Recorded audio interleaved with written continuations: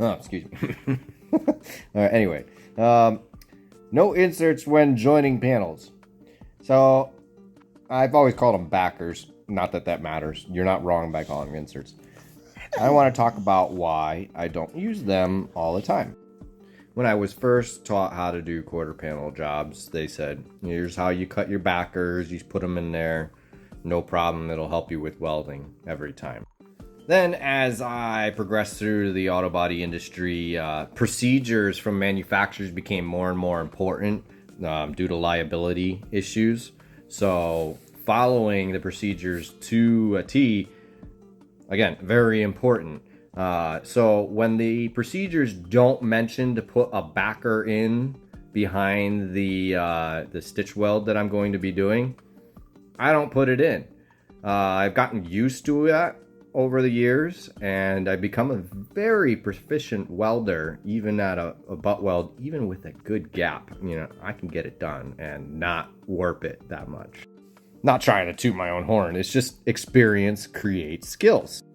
So if a manufacturer procedure says to put them in, believe me, I put them in. I do not want to take on the liability.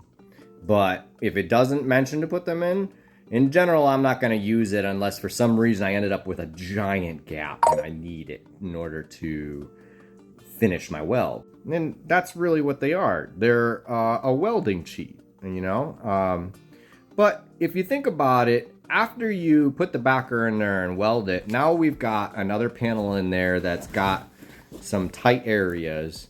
That's not easy to protect from corroding. I mean, how are you going to make sure you get cavity wax in between the backer and the quarter? And it's much harder. That's a corrosion trap. I really believe in my mind, and I've never had one come back, but I really believe when you use a backer, that's just an extra layer of metal to corrode and an extra layer to block corrosion protection.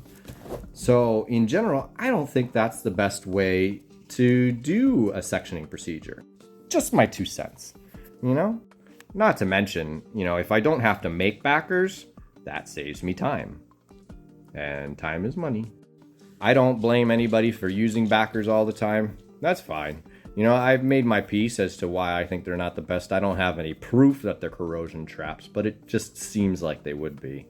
So, I'm not knocking backers. If you like to use them every time, that's fine. That's just, I wanted to explain why I don't use them. Unless the manufacturer requires it.